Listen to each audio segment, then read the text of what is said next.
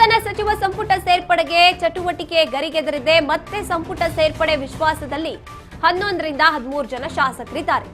ಆಪ್ತರ ಹೆಸರನ್ನ ಹೈಕಮಾಂಡ್ ಮುಂದೆ ಸಿದ್ದರಾಮಯ್ಯನವರು ಇಟ್ಟಿದ್ದಾರೆ.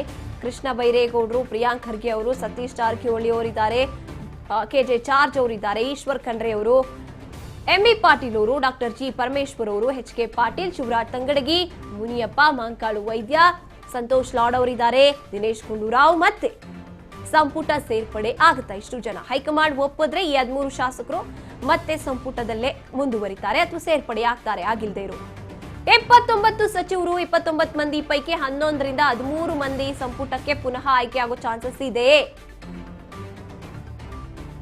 ನೂತನ ಸಚಿವ ಸಂಪುಟ ಸೇರ್ಪಡೆಗೆ ಚಟುವಟಿಕೆಗಳು ಈಗ ಗರಿಗೆದರಿರುವಂತ ಇಂಥ ಸಂದರ್ಭದಲ್ಲಿ ಇಷ್ಟೂ ಜನ ಪಟ್ಟಿಯಲ್ಲಿರುವಂತಹ 11ರಿಂದ 13 ಜನ, ಅಷ್ಟು ಜನ ಸಿಎಂ ಸಿದ್ದರಾಮಯ್ಯನವರ ಅತಿ ಅತಿ ಅತಿ ಆಪ್ತರು ಅಂಡ್ ಭರವಸೆಯನ್ನ ಇಟ್ಕೊಂಡಿರುವಂತದವರು. ನಮಗೆ ಪಕ್ಕಾ ಸ್ಥಾನ ಸಿಕ್ಕೇ ಸಿಗುತ್ತೆ ಅಂತ ಆಪ್ತರ ಹೆಸರನ್ನ ಹೈಕಮಾಂಡ್ ಮುಂದೆ ಹೇಳಿದ್ದಾರೆ ಸಿಎಂ ಸಿದ್ದರಾಮಯ್ಯನವರು.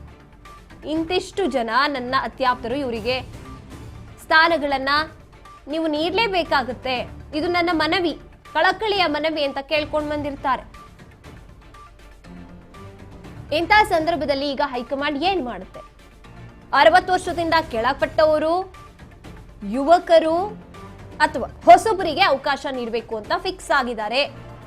ಗುಜರಾತ್ ಮಾದರಿ ಅಥವಾ ಇವಾಗೇನು ತಮಿಳುನಾಡಿನಲ್ಲಿ ರಾಜಕೀಯ ರಚನೆ ಆಯ್ತಲ್ಲ, ವಿಜಯ್ ಅವರು ಎಂಟ್ರಿ ಕೊಟ್ರಲ್ಲ, ಅವಾಗ್ಲಿಂದ ಎಲ್ಲಾ ರಾಜ್ಯಗಳಲ್ಲೂ ಒಂದ್ ರೀತಿಯಾಗಿ ಯುವಕರನ್ನ ತರೋಣ ಅಧಿಕಾರಗಳಿಗೆ, ಯುವಕರಿಗೆ ನೀಡೋಣ ಅವಕಾಶಗಳನ್ನ ಅನ್ನುವಂಥದ್ದು ತಲೆಗೆ ಬಂದಿರುತ್ತೆ ಪ್ರತಿಯೊಂದು ರಾಜ್ಯದ ಹೈಕಮಾಂಡ್ಗೆ.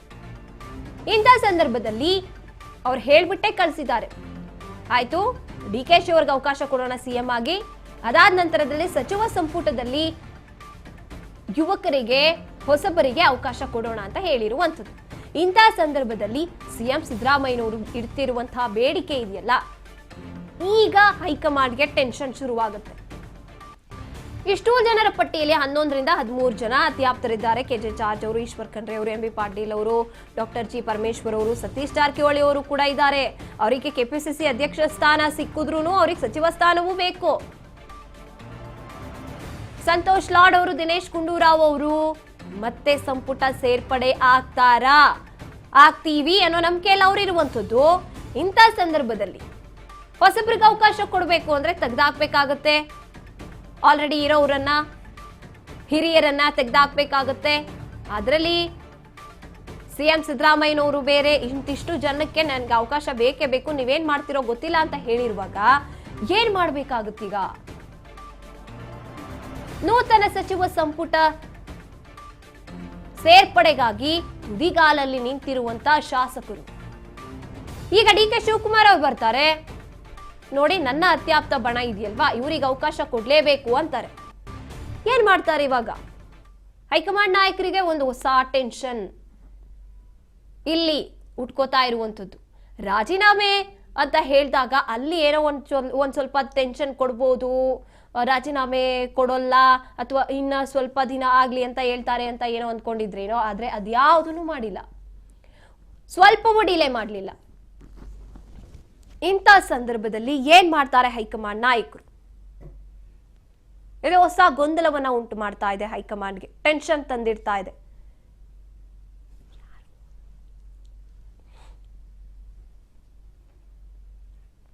ಇಪ್ಪತ್ತೊಂಬತ್ತು ಜನರ ಪೈಕಿ 11ರಿಂದ 13 ಜನ ಆಲ್ರೆಡಿ ಸಚಿವ ಸ್ಥಾನಗಳಲ್ಲಿ ಇರುವಂತವ್ರು, ಅವ್ರು ಮುಂದುವರಿತಾರಾ? ಅಂತ ಸಂದರ್ಭದಲ್ಲಿ ಅಂದ್ರೆ ಸಿಎಂ ಸಿದ್ದರಾಮಯ್ಯನವರು ಹೊಸಬ್ರನ್ನ ನನ್ನ ಪಟ್ಟಿಯಲ್ಲಿದ್ದಾರೆ, ಅವರು ಇವರಿಗೆ ಅವಕಾಶ ಕೊಡಿ ಅಂತ ಕೇಳ್ತಾ ಇಲ್ಲ. ಆಲ್ರೆಡಿ ಕೆಲವೊಂದಷ್ಟು ಸ್ಥಾನಗಳನ್ನ ಅನುಭವಿಸಿ ಅಲ್ಲಿ ಕಾರ್ಯ ನಿರ್ವಹಿಸಿ ಇರುವಂತವ್ರೆ. ಕೃಷ್ಣ ಬೈರೇಗೌಡ ಅವರಾಗಿರ್ಬೋದು, ಪ್ರಿಯಾಂಕ್ ಖರ್ಗೆ ಅವರಾಗಿರ್ಬೋದು, ಸತೀಶ್ ಜಾರಕಿಹೊಳಿ ಅವರು ಆಗಿರ್ಬೋದು, ರಾಜಕೀಯದಲ್ಲಿ ಇರೋರೇ ಎಲ್ಲರೂ ಕೂಡ, ಡಾಕ್ಟರ್ ಜಿ ಪರಮೇಶ್ವರ್ ಅವರು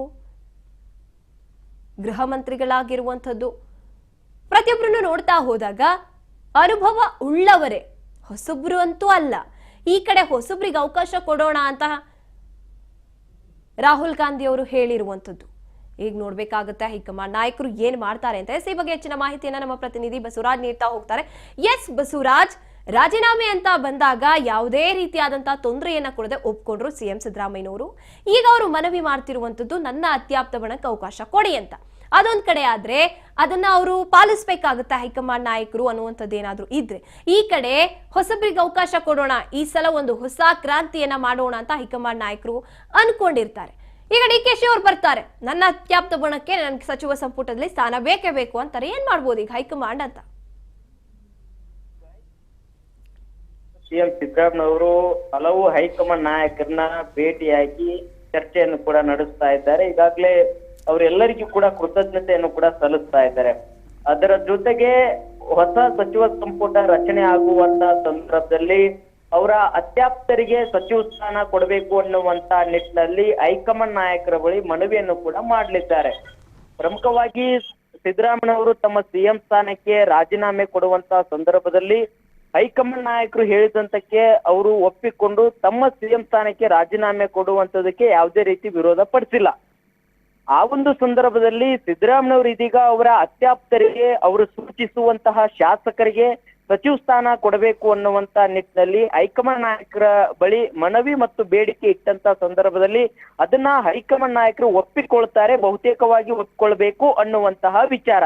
ಯಾಕಂತಂದ್ರೆ ಸಿದ್ದರಾಮಯ್ಯನವರು ಈ ಕಾಂಗ್ರೆಸ್ ಪಕ್ಷಕ್ಕೆ, ಅದು ರಾಜ್ಯದಲ್ಲಿ ಕಾಂಗ್ರೆಸ್ ಪಕ್ಷಕ್ಕೆ ಮತ್ತೆ ರಾಷ್ಟ್ರ ಮಟ್ಟದಲ್ಲಿಯೂ ಕೂಡ ಅವರನ್ನ ತೆಗೆದುಕೊಂಡು ಹೋಗ್ಬೇಕು, ಅವರ ಒಂದು ಏನು ಅಹಿಂದ ನಾಯಕ ಅನ್ನುವಂಥದ್ದು ಏನಿದೆ ಮತ್ತೆ ಅವ್ರಿಗೆ ಆಗಿರ್ತಕ್ಕಂಥ ಜನಪ್ರಿಯತೆ ಏನಿದೆ ಅದನ್ನ ಬೆಳೆಸ್ಕೊಳ್ಬೇಕು ಅನ್ನುವಂಥದ್ದು AICCಯ ನಾಯಕರ ಲೆಕ್ಕಾಚಾರ.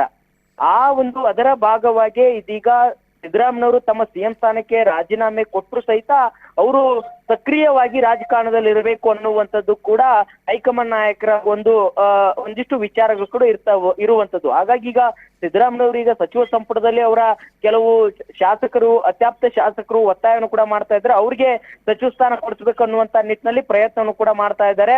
ಅದಕ್ಕೆ ಹೈಕಮಾಂಡ್ ನಾಯಕರು ಕೂಡ ಒಪ್ಪಿಗೆ ಸೂಚಿಸ್ತಾರೆ ಅನ್ನುವಂತಹ ಒಂದಿಷ್ಟು ಕಾಂಗ್ರೆಸ್ ಪಕ್ಷದ ಮೂಲಗಳು ಕೂಡ ನಮಗೆ ತಿಳಿಸ್ತಾ ಇದ್ದಾವೆ.